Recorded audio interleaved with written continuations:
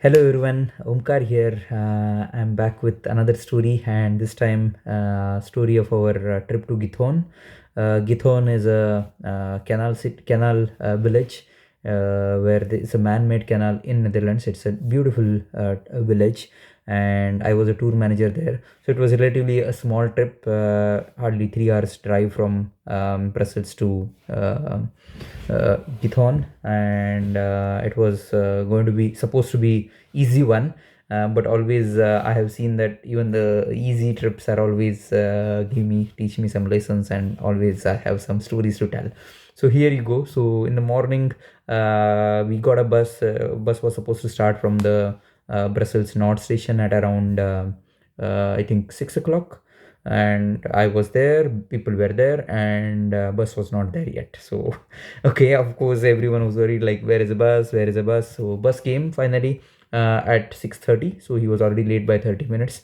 And then when he was there, so I asked people to onboard. So all the people were on board, almost everyone. There were few no shows, but it's okay. It was already past the time, so I did not really bother to wait for the.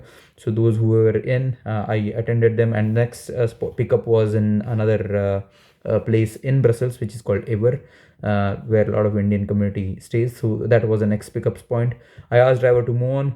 They said, "Hey, it's a break for me for 30 minutes." I said, "What? You just came and you're asking for a 30 minutes break? It's insane." But then he was saying, "No, no, no, I follow some rules, traffic rules. He already drove for 3 hours and all, whatnot." I don't know what he was saying. He was claiming that he drove for 4 hours. I couldn't believe that, because although he started from Antwerp, but Antwerp to Brussels, it doesn't take really 4 hours.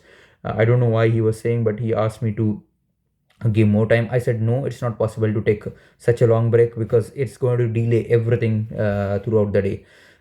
So then he agreed. So what we agreed is, okay, instead of taking 30 minutes break here, I suggested him to take 15 minutes break in Ever, which is our next pickup point, and one more in the next pickup point. So somehow he was convinced, and driver was really old. By the way, these people don't like to be called old. Nobody likes. But here in Belgium, it's I found that they don't like it at all. So you cannot really call someone as an old. But it's okay, that's the way it works. So the driver was then moving to the next pickup spot, which was Avery. Yet another surprise, and he didn't know the pickup point. So he asked me where to go. I said, "What? You don't know the pickup points?" Usually the drivers are given the list of pickup points up front, and then he was already given that list as well. But I don't know, for some reason he was struggling. He was not even putting his GPS location on his bus app. I was a bit surprised why he's doing so. Then apparently I had to use my Google Maps. I put a location. I directed him. Okay, go. I gave him the directions. He followed it, and then we had a pickup. But then it was already late, because we started 30 minutes late because of this dilemma again. 10 15 minutes, so we were almost late by 1 hour in the next pickup point. So people were really bothered, but it's okay, I managed to convince people, and then everyone onboarded. We took another 10 minutes break there. By the time people get onboarded, it took some 5 10 minutes, and then everything was okay, because we were supposed to have be there for 15 more minutes. Then we went to McLean. Same story. Driver says that he doesn't know the pickup point. I put my location. So of course, having Google Maps always helps you, so keep it handy. That's one recommendation for all tour managers. Keep your Google Maps handy, and your pickup points, although the locations are already given to the driver. You never know, at last point he may say that he doesn't know it. So always keep your all pickup points and the number of people to be onboarded handy. The next pickup point, McLean, same story. He took so we picked up people, and then we were supposed to reach the destination by within 3 hours. So it was still okay. Again, the driver was as usual, because he was really, I don't know why he was doing like that, but he had been there to that place many times, but he still struggled to find the parking place. So we went to one point, then he found that okay, that parking is not for bus. Then he again moved to another parking lot. So it took a while, but finally we were there. And good point news was the bus, wherever we got down, the that resort, or that particular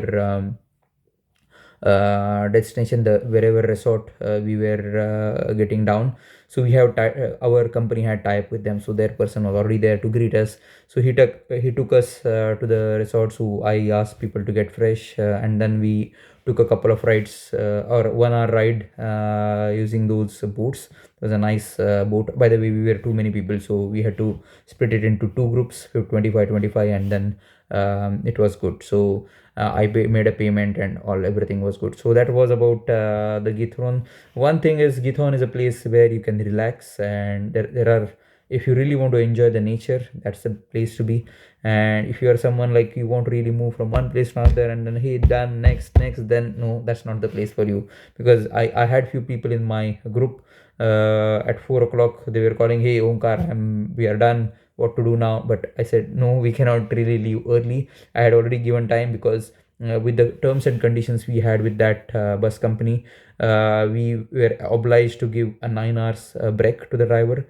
So the moment we reach there, from that point 9 hours are counted, and then only we can start. So if we had reached by 11, then it means I can start only at 8 o'clock in the evening, which was very late, I know, but we couldn't help. So people were, because it was cold, people were trying to go it inside, and then driver was also not helpful. He closed the doors and he said no, I'm not going to open the doors before 8 o'clock, or 30 minutes before, which is 7:30. So it was a bit annoying. People were calling me, hey Omkar, why this is doing like that and that. I said wait, don't worry, I can't help. It's better to go to resort, because there was a closed area, so you stay there, have your food, have some hot drink, and then relax. So it was, so that's how it happens. If their location is more relaxed, then people tend to finish and then tend to hurry. But it's okay, you have to set the right expectation right in the morning, that okay, this is a location where you have to relax and relax. So no hurry. So that's the mantra. So that's how it happened. And then okay, finally driver opened the doors 30 minutes before, everyone was in, and the moment we finished 9 hours, I asked driver to move out. He was also okay. So we started, everything was okay. We were already late, almost 11 o'clock when we reached back at Brussels Evere. So we did that drop, and then the last drop was in Brussels North.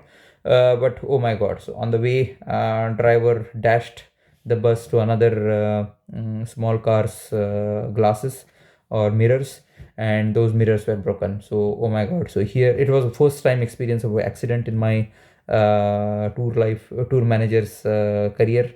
But anyway, I can't help it, something driver's mistake. And because whenever such accident happens, they usually put up insurance paper, fill it, take a photos, and then agree between two of them, and then it is settled with the insurance company afterwards. But then while making those papers, you have to be there. So because one mistake I made was, I myself was not sure what is happening. So because it was first time accident was happening, so I did not make any announcement. So people were a bit worried, like what's happening. And luckily half of my bus was empty, because they had already got down. Only the last drop point was remaining, those people. But I could have communicated better. So that's something I learned, and of course next time I followed it. That whenever such accident happens, you have to ask people to keep calm, and those who want to get down, they can of course get down and then move on, because we are almost there at the Brussels station. So some of the people missed their connecting trains and all, but sorry, I couldn't really help. But I could have done better there, definitely. Whenever bus stopped there, I could have announced that okay, it will take some time, so those who want, it may take some more time. So if those who want to really go, they can leave, and then they go by their own public transport. So that's something I could have done, but something lesson learned. So accident can happen anywhere. So but it was a bit annoying day for me, because we started late, we came late, and it was a lot of hectic day. Not hectic there, it was very relaxing, but because of the driver, a lot of miscommunication happened. But it's okay. So every trip teaches some lessons. So including this trip, Giethoorn is always relaxing, but because it was my first time, I also learned some lessons. Hope you enjoyed the stories and have some lessons learned for your trip as well. And thank you for watching, and have a nice day. Bye bye.